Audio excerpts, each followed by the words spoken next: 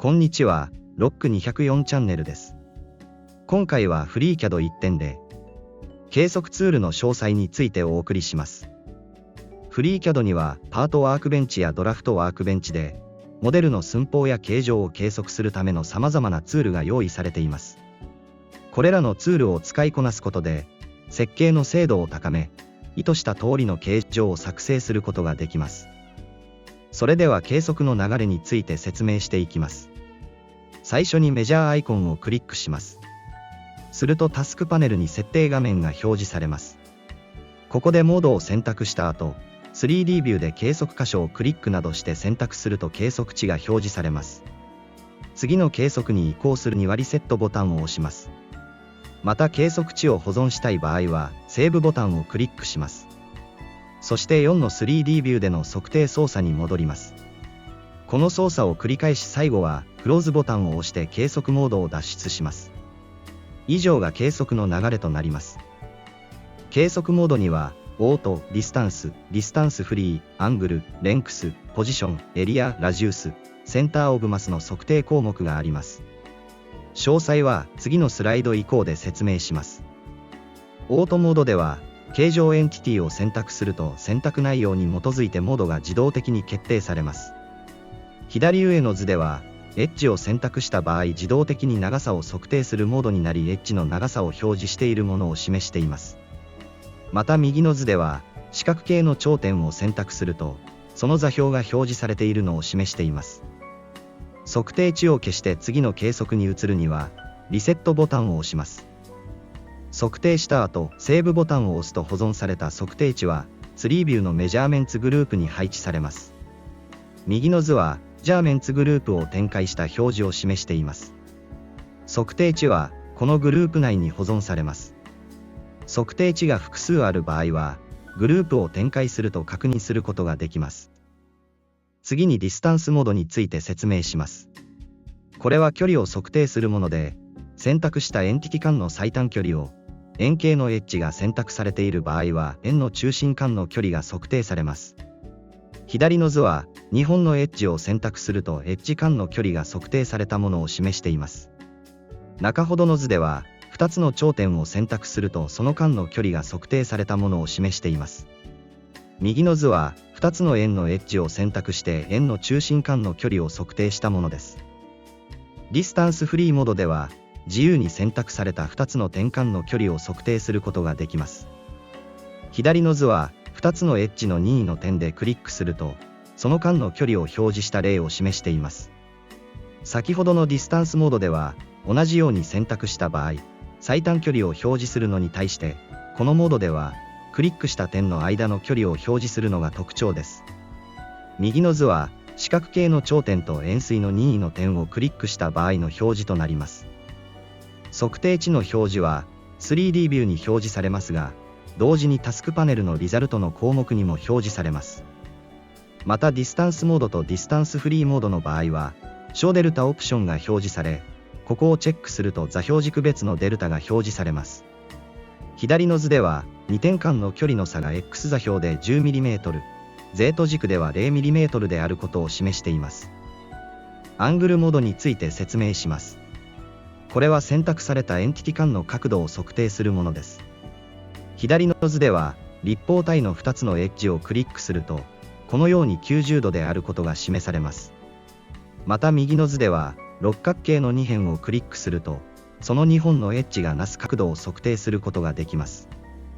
次に、レンクスモードについて説明します。この機能は、選択したエッジの長さを測定するものです。左の図は、六角形の一辺をクリックした場合その長さを表示したものです。右の図は、円錐の上面のエッジを選択して、その円周の長さを表示したものです。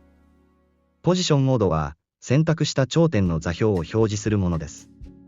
左の図は、六角形の頂点を右の図は、立方体の頂点をクリックするとこのようにそれぞれの座標値を表示することができます。エリアモードは、選択した面の領域の面積を表示します。測定対象は、面で構成された図形となります。左の図では、立方体の側面をクリックし、右の図では円錐の上面をクリックし面積を表示したものです。ラジウスモードは、選択した円形のエッジの半径を求めるものです。このスライドに示すように、立体でも二次元図形でもクリックした円形のエッジの半径を求めることができます。センターオブマス、これは選択したエッジ面またはソリッドの重心を求めるものです。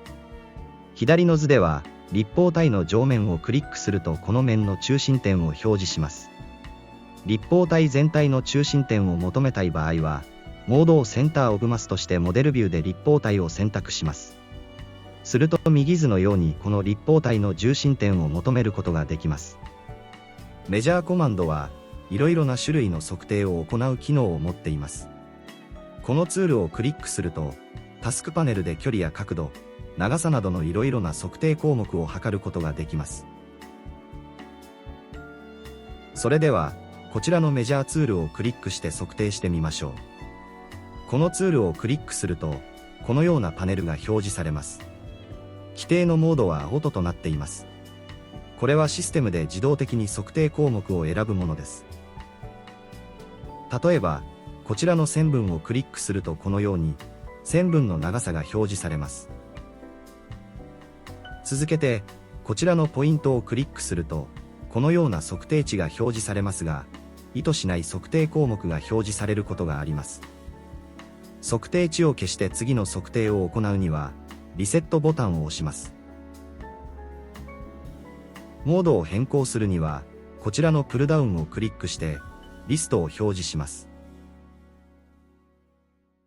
それでは、上の項目より実施してみたいと思います。最初はディスタンスを選択します。こちらの四角形のポイントと六角形のポイントをチェックします。するとこのように、2点間の距離を求めることができます。リセットして次の測定も行ってみましょう。六角形の2つのポイントを選択します。すると、このような形で測定を行うことができます。測定ツールは 2D だけでなく、3D オブジェクトについても行うことができます。リセットして、こちらの立方体のポイント間の距離も測ってみましょう。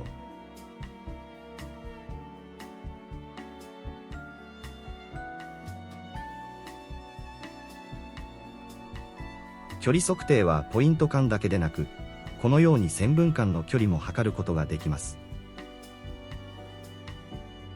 モードがディスタンスを選択した場合、このように線分を選択すると、単点間の距離を測定することになります。この測定モードをディスタンスフリーに変更すると、自由なポイント間の距離を測ることができます。例えば、この辺りをクリックし、もう一点をこの線分の上でクリックします。するとこのように、クリックした2点間の距離を測ることができます。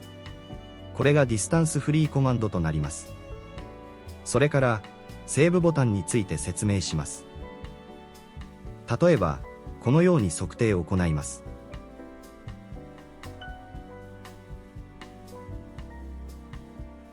この測定値を保存したい場合、セーブボタンを押します。